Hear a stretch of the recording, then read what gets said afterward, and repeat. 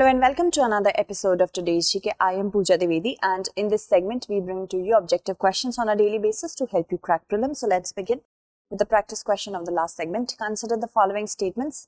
The tangling of magnetic field lines near sunspots causes solar flare.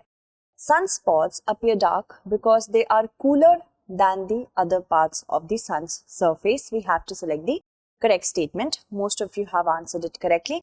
The correct answer to this question is option C, both 1 and 2.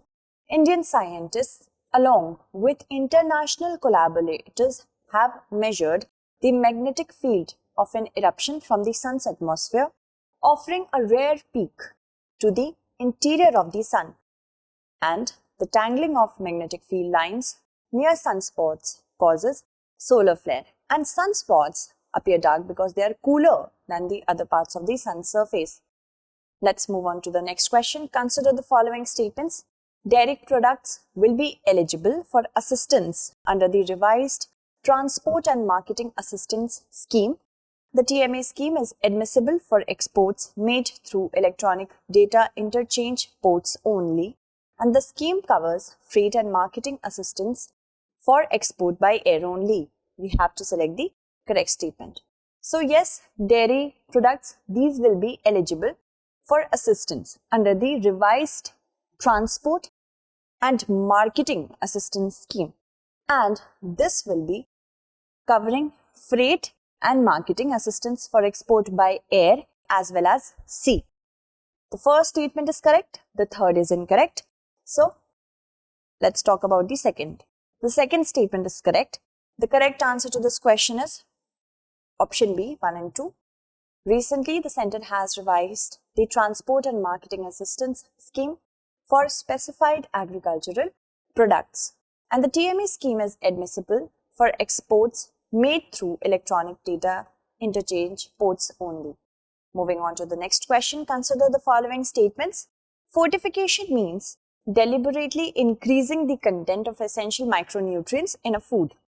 Rice can be fortified by adding a micronutrient power to the rice that adheres to the grains. We have to select the correct statement. So yes, fortification is an aim to reduce hidden hunger or to tackle hidden hunger.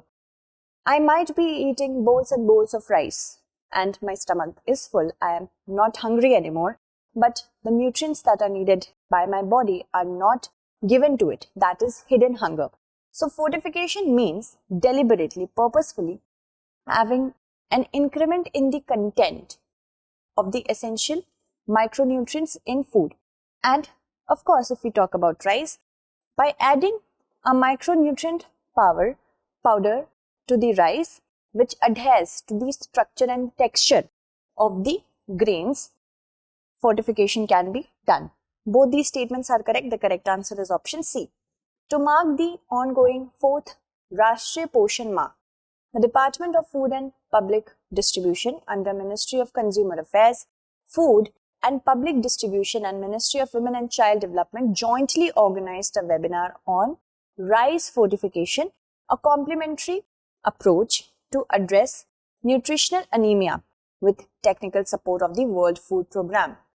FSSAI defines fortification as deliberately increasing the content of essential micronutrients in a food so as to improve the nutritional quality of food.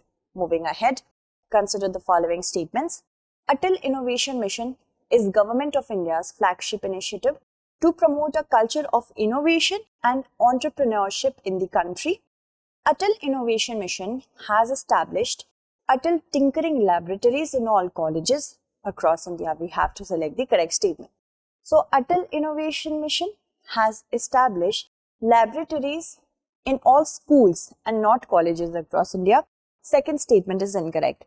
The first is correct, that it is Government of India's flagship program in order to improve the culture of innovation and entrepreneurship in the country. The correct answer to this question is option A. Niti Aayog's Atal Innovation Mission in collaboration with ISRO and CBSE has launched Space Challenge for school students across India. Moving ahead, Atal Innovation Mission, we have discussed about it, and we have discussed about the second statement as well. Consider the following statements regarding coronal mass ejection.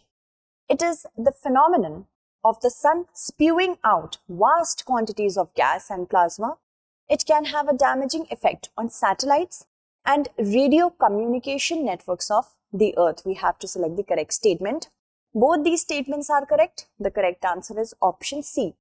The sun is an extremely active object, spewing out vast quantities of gas and plasma in many violent events, and a class of such eruptions are called coronal mass ejections. When a really strong CME blows past the earth, it can damage the electronics and satellites and disrupt radio communication networks on the earth. Moving on to the next question, consider the following statements. The index of industrial production is an index that shows the growth rates in different industry groups of the economy in a fixed period of time. It is compiled and published annually by the Central Statistical Organization, and base year for the index of industrial production is 2010 and 11. We have to select the correct statement. So, if we talk about the first statement, the IIP, yes, it is an index that shows that there are growth rates in different industry groups, and that is in the economy of, if we talk about how we track it, in a period of time. But it is not published annually, but monthly by the National Statistical Office. So, the second statement is incorrect. And the base year is 11 and 12, 2011 and 12. So, the second and the third are incorrect. The first is correct. The correct answer is option C. India's industrial output grew by 11.5% in July compared to a 10.5% contraction a year ago, as per quick estimates from the National Statistical Office. The IIP is an index that shows the growth rates in different industry groups of the economy in a fixed period of time.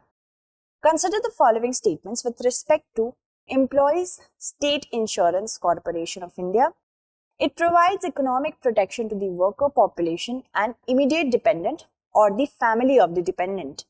ESI is designed to accomplish the task of protecting employees against the impact of disablement and death due to the employment injury only. So we have to select the correct statement. If we talk about the second statement, there are many other criteria to mitigate the ill impacts on the employees under ESIC. So the second is incorrect. And yes, it provides economic protection to the dependent, immediate dependent of the worker population or the family of the worker population. So the correct answer to this question is option A1 only. 2 new 100-bedded Employees State Insurance Corporation hospitals will be set up at Haroholi and Narsapur in Karnataka. Labour and Employment Minister Bhupender Yadav announced a slew of decisions at the 185th meeting of ESIC. And ESIC of India is a multidimensional social system which provides socio-economic protection to the worker population and immediate dependent or family covered under the ESI scheme. ESI is designed to accomplish the task of protecting employees against the impact of incidences of not only disability and death but sickness, maternity and also injury, employment injury, and to provide medical care to insured persons and their families. Moving on, Uttar Pradesh National Law University is being inaugurated in which of the following districts? Saharanpur, Prayagraj, Azamgarh or Ghazipur? The correct answer to this question is option B, that is Prayagraj. President Ramnath Kovind visited Prayagraj in Uttar Pradesh today. During his one-day visit, the president laid the foundation stones for Uttar Pradesh National Law University and the new building complex of the Allahabad High Court. The Uttar Pradesh National Law University will be established in the Jhalwa area of the city. Chanthu, recently seen in the news, refers to which of the following? A mobile application, a new species of snake, a digital portal for orphaned children, or a super typhoon? The correct answer to this question is option D, a super typhoon. A super typhoon that rapidly formed in just 48 hours is threatening both the Philippines and Taiwan with destructive winds and torrential rains over the coming days. The typhoon, named Chanthu, was about 580 kilometers southeast of Taiwan's southernmost tip on Friday morning, packing gusts of up to 234 kilometers an hour. Moving on to the next question. Consider the following statements with respect to the Pradhan Mantri Matsya Sampada Yojana. It is a part of the Atmanirbhar Bharat Abhiyan. The tenure for this scheme is from 2020 to 2030. We have to select the incorrect statement. Yes, Pradhan Mantri Matsya Sampada Yojana, launched a year ago, has a tenure of 5 years from 2020 to 2025. So the second statement is incorrect. The first statement is correct, that it is a part of the Atmanirbhar Bharat Abhiyan. The correct answer is option B, as we have to select the incorrect statement. 1 year ago, on 10th September, the Government of India launched the Pradhan Mantri Matsya Sampada Yojana. The scheme intends to bring about the blue revolution through sustainable and responsible development of the fisheries sector in the country.